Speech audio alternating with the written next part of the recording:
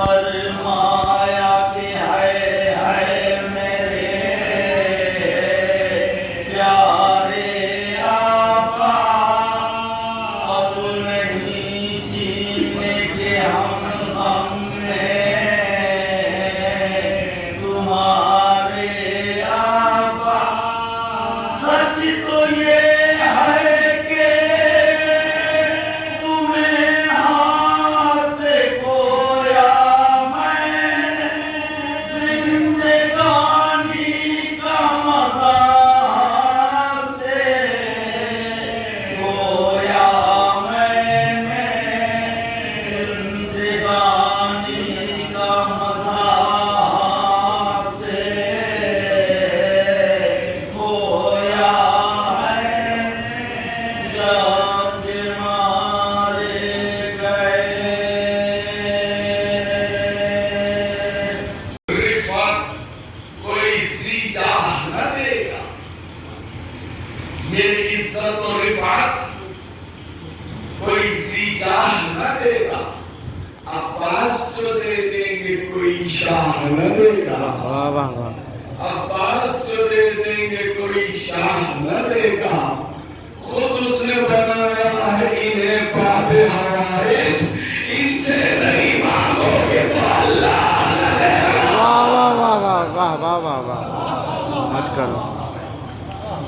خود اس نے بنایا ہے انہیں باب حوائج، ان سے مانگو۔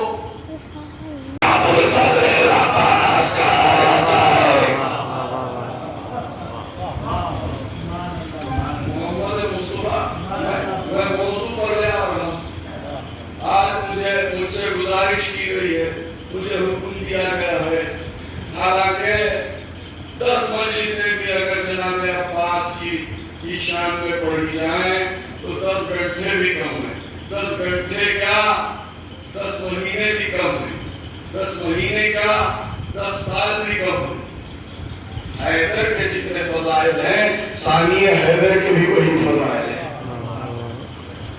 مگر آج مختصر طور پر جناب عباس کی شجاعت جنگ صفین میں کیسی تھی، اسے عرض کرنا۔ پہلے سن لیجئے کہ میرے مولا علی کی شجاعت کیا تھی، پھر بعد میں سناؤں گا جناب عباس کی شجاعت۔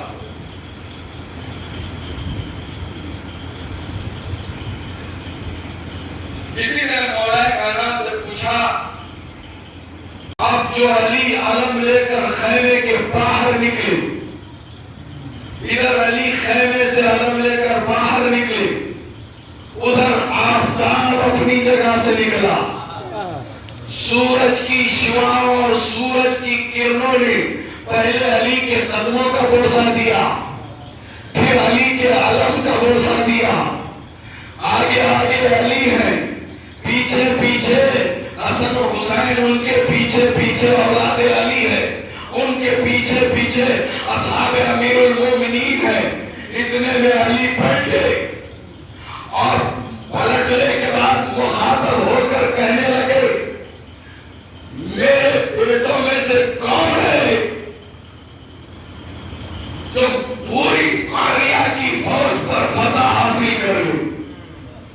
تو تاریخ نے لکھا سب سے پہلے مولا کائنات کے بیٹے جناب عون بڑھے، کہا بابا میں اس فوج پر فتح یابی حاصل کروں گا۔ کہا بیٹے عون تمہیں کیا کیا چاہیے فتح حاصل کرنے کے لیے؟ تو جناب عون نے کہا بابا 3000 کا لشکر چاہیے، 3000 کا لشکر چاہیے، گھوڑا چاہیے اور تلوار چاہیے۔ کہا 3000 کا لشکر بھی حاضر ہے، گھوڑا بھی حاضر ہے، تلوار بھی حاضر ہے، مگر اے عون مجھے یہ بتاؤ کہ تم کب تک فتح حاصل کرو گے؟ کہا بابا مغرب تک فتح حاصل کروں گا۔ علی نے کہا نہیں بیٹے اس سے پہلے میں فتح یاب ہونا چاہتا ہوں۔ تو ایک مرتبہ جعفر آگے بڑھے، جناب جعفر سے پوچھا جعفر تمہیں کتنا لشکر چاہیے؟ جناب جعفر نے کہا بابا مجھے 1500 کا لشکر چاہیے، تلوار چاہیے، گھوڑا چاہیے، میں لشکر پر فتح یاب ہو جاؤں گا۔ اور یہ سننا تھا۔ مولا کائنات نے پوچھا اے جعفر مجھے یہ بتاؤ کہ تم کتنی دیر میں فتح کرو گے؟ تو جناب جعفر نے کہا 2 پہر تک فتح کروں گا۔ مولا کائنات نے کہا یہ تو بہت دیر کی بات ہے، میں اس سے جلدی فتح یاب ہونا چاہتا ہوں۔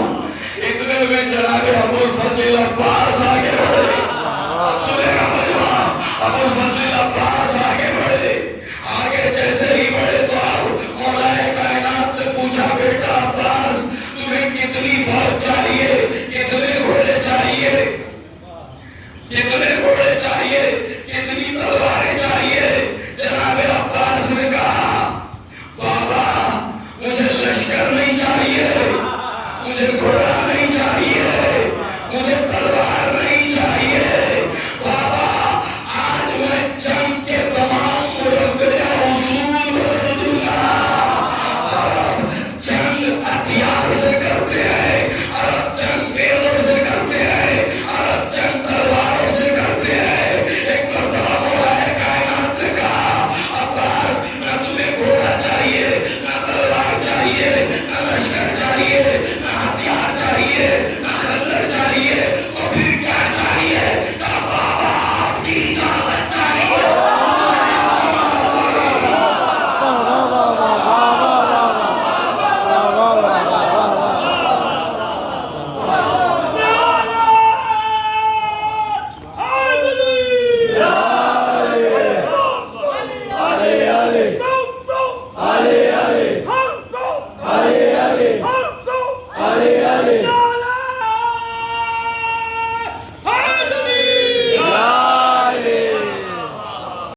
پہلا قدم ابھی پہلے سپاہی کے سر پر ہوگا اور دوسرا قدم آخری سپاہی۔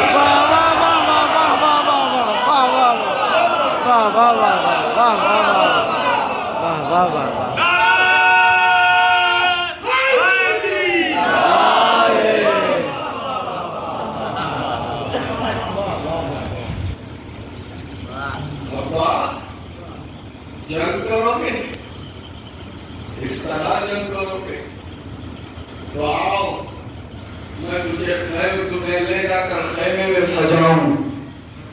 تاریخ میں ملتا ہے علی عباس کو لے کر چلے، ساتھ ساتھ اصحاب امیر المومنین بھی چلے، اور تاریخ میں ملتا ہے جب خیمے میں پہنچے زرہ پہنائی گئی، 13 سال کا سن تھا، زرہ بڑی تھی، لوہے کی زرہ تھی، آئرن کی کڑیاں تھی، لیکن عباس لوہے کو توڑنے لگے، کیا سنائے انگلیوں سے توڑنے لگے۔ کوئی ایک کا ٹکڑا توڑ دے تو دیکھو، لیکن ابو الفضل عباس زرہ توڑ رہے ہیں، زرہ توڑنے لگے۔ اصحاب امیر المومنین نے پوچھا عباس لوہے کو ٹکڑے کرنا یہ نبیوں کا کام ہے، رسولوں کا کام ہے۔ داؤد نبی توڑا کرتے تھے لوہے کے ٹکڑے، داؤد نبی کیا کرتے تھے۔ نہ تم امام ہو، نہ نبی ہو، نہ رسول ہو، اپنے ہاتھوں سے لوہے کو ٹکڑے کر رہے ہو۔ تو جناب عباس نے کہا سن لو، داؤد تو میرے بابا علی کا نام لے کر توڑتا تھا، میں تو علی کا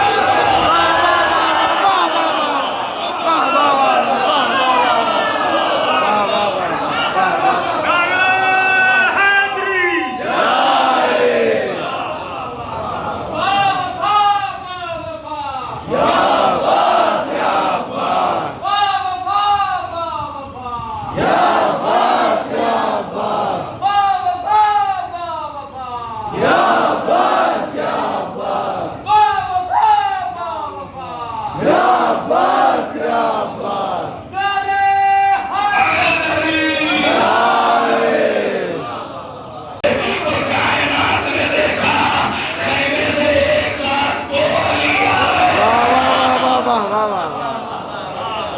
ایک علی ہے کربلا اور ایک علی ہے مرتضی.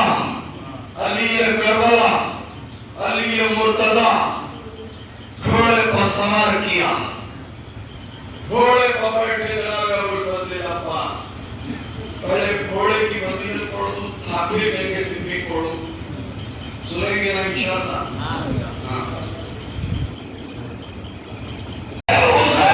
واہ واہ واہ واہ واہ واہ واہ واہ واہ واہ واہ واہ واہ واہ واہ واہ واہ.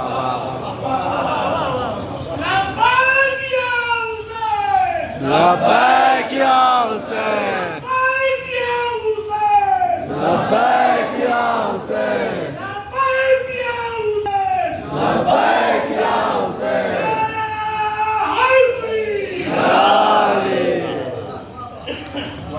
جنگ صفین میں علی نے کہا کیا عباس کو گھوڑے پر سوار کیا.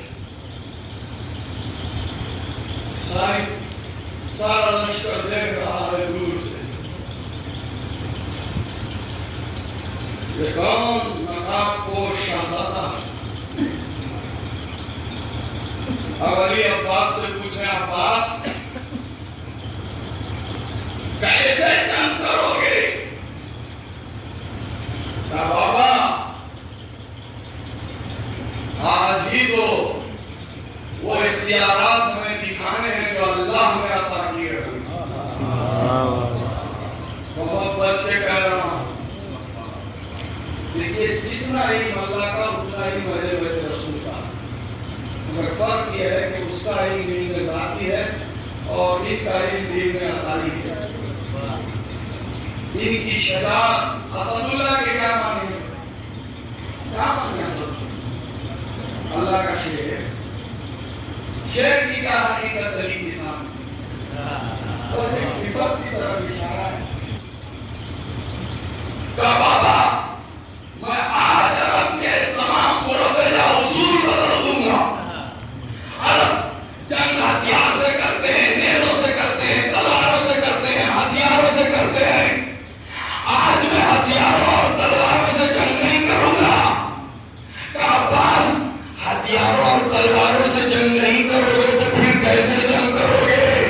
کہا بابا آج میں آنکھ اور زبان سے جنگ کروں گا. کہا عباس آنکھ سے اور زبان سے کیسے جنگ کرو گے؟ بابا گھور کے دیکھوں گا، نگاہ غیر سے دیکھوں گا، زبان سے کہوں گا مر جا تو مر جا.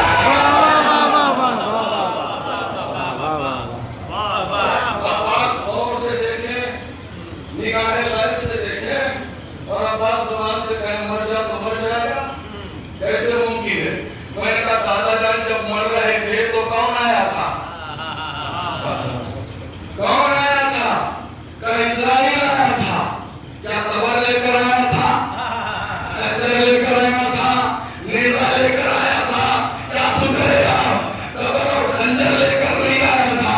سنی شیعہ سب علماء لکھتے ہیں کہ ملک الموت آتا ہے، نگاہ غیر سے دیکھتا ہے اور صرف زبان سے کہتا ہے مرنے والا مر جاتا ہے. مگر میں پوچھتا ہوں کہ ملک الموت جو اتنا بڑا صاحب اختیار ہے، صاحب اختیار ہے، اسے اللہ نے کس نے صدقے میں خلق کیا؟ سنی شیعہ علماء سب نے لکھا کہ ملک الموت کو اللہ نے مولا علی کے چہرے کے پسینے کے قطرے سے خلق کیا. علی کے چہرے کے پسینے کے سے خلق ہونے والا ملک الموت اپنی نگاہ غیر سے اور زبان سے انسانوں کو مار سکتا ہے. اور کیا علی کا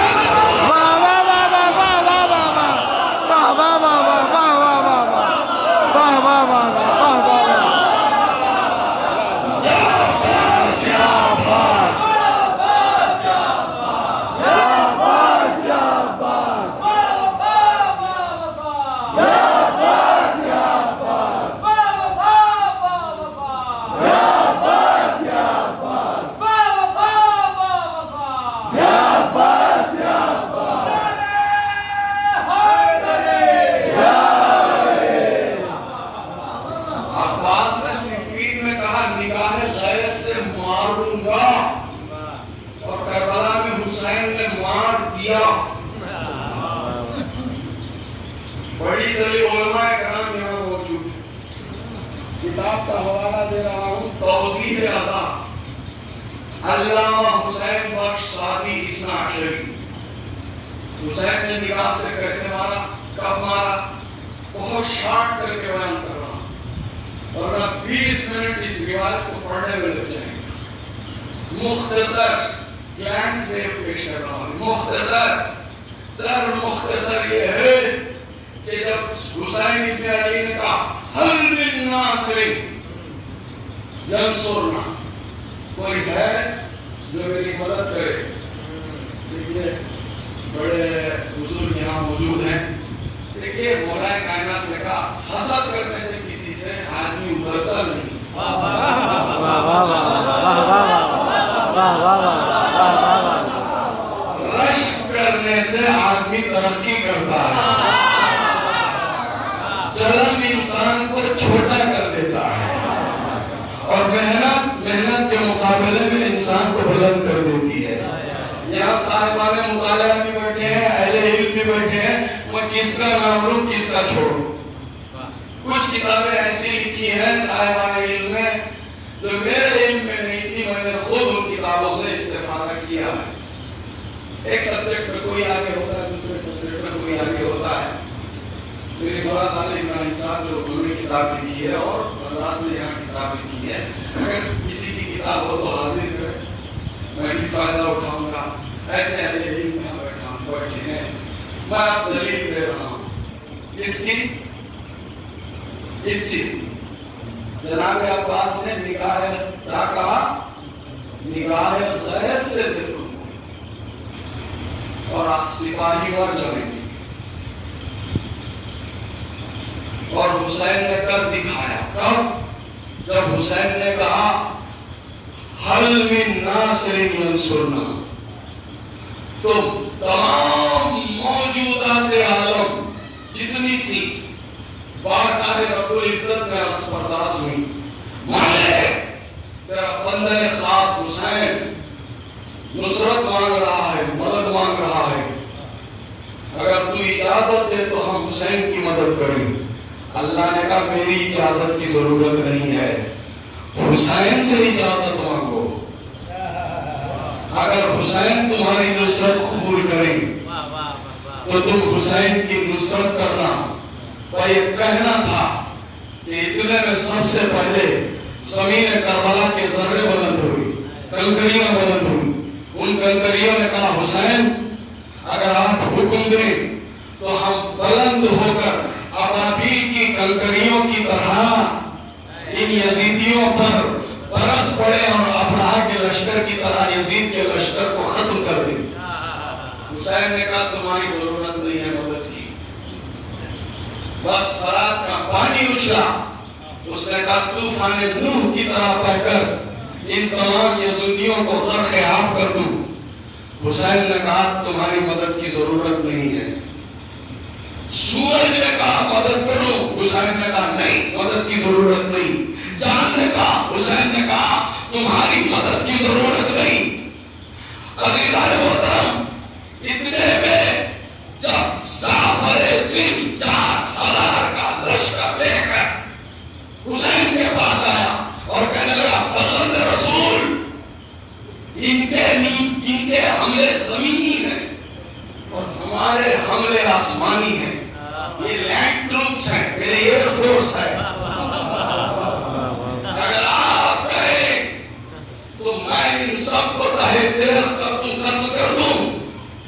حسین نے کہا تو میری کیا مدد کرے گا؟ میں تو اللہ کا مددگار ہوں.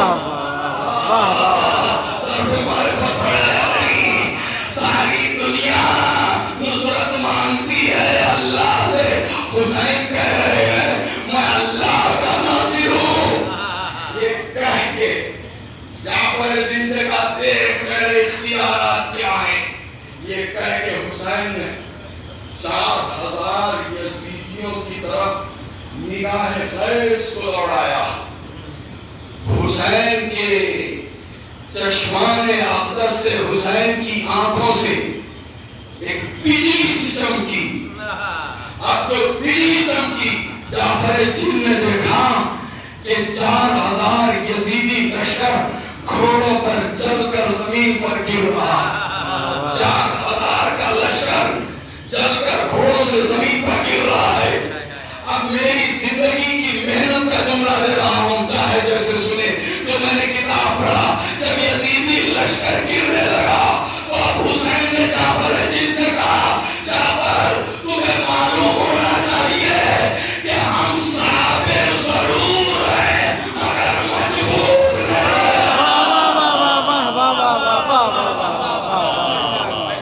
حسرت پوری نہیں ہوئی، اس لیے آقا حسن ابتہی کہتے ہیں اللہ نے یہ وعدہ کیا عباس سے، عباس جو بھی تم سے مانگے گا اسے عطا کرنے والا میں ہوں. اور روتے روتے مانگ لو اور فاطمہ کا واسطہ دے کر مانگ لو. اور یہ وہ عباس ہے جس کو فاطمہ نے سلام کیا، جس کا کرتا خود فاطمہ نے سیا. عزاداروں میں زیادہ مصائب نہیں پڑھوں گا، چند فقرے سن لیجئے. روئیں گے آپ، بہت روئیں گے. ابھی آپ نے سنا نا کہ حضرت عباس کتنے طویل القامت تھے کہ بڑے سے بڑے گھوڑے پر سوار ہو جاتے تھے تو آپ سب کو دکھائی دیتے تھے اور آپ کے پیر زمین تک پہنچ جاتے تھے. اتنے طویل القامت تھے جناب ابو الفضل العباس. 72 شہداء ہیں کربلا کے، لیکن جتنا عباس کا قد بڑا تھا اتنا کسی شہید کا قد بڑا نہیں تھا. لیکن عباس کی قبر جتنی چھوٹی ہے.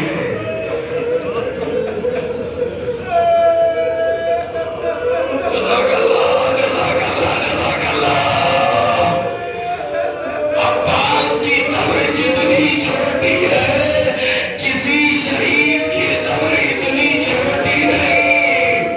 پتا کب چلا؟ پتا اس وقت چلا جب ابو الفضل العباس آیت اللہ مہدی بحر العلوم کی خواب میں تشریف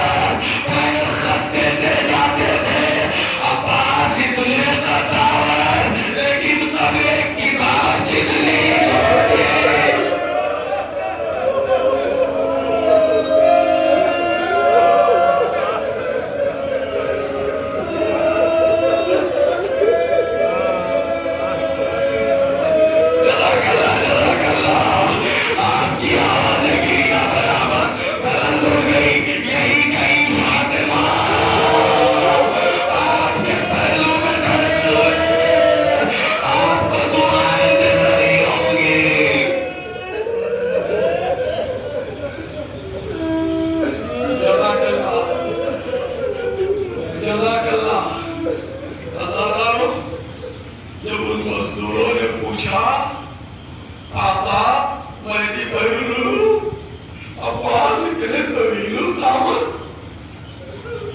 اور قبر اتنی چھوٹی. تڑپ گئے. سید نے کہا تمہیں معلوم نہیں عباس کی شہادت کے بعد ظالموں نے عباس کے جسم کے ٹکڑے ٹکڑے کر دیے. جب سید سجاد دفن کرنے کے لیے آئے عباس کے جسم کے جتنے حصے ملے سید سجاد نے دفن کر دیا. ہزاروں مجلس ختم ہو گئی. یہ مخصوص مجلس ہے جناب عباس کی. چند آنسو بہا لیجئے. ہم نہ روئیں گے تو کون روئے گا. وہ سکینہ تھی جب تماچے مارے جاتے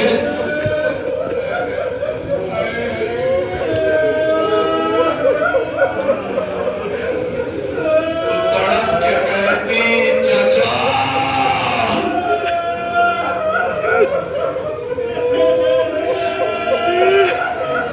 جزاک اللہ جزاک اللہ.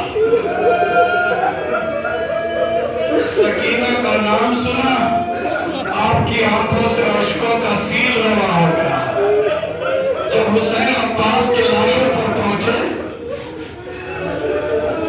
تو ایک مرتبہ کہا عباس میں نے تمہارا جھولا جھولایا. عباس میں نے تمہارا جھولا جھولایا. عباس ہمیشہ آپ میرے ساتھ رہے. عباس کوئی وصیت تو کرو. کوئی وصیت تو کرو. کہا آقا کوئی وصیت نہیں بس ایک وصیت ہے. کہا عباس کون سی وصیت. کہا آقا انی مستحم من ابنت سکینہ وقد وعدتها لیما. آقا میں سکینہ سے بہت شرمندہ ہوں.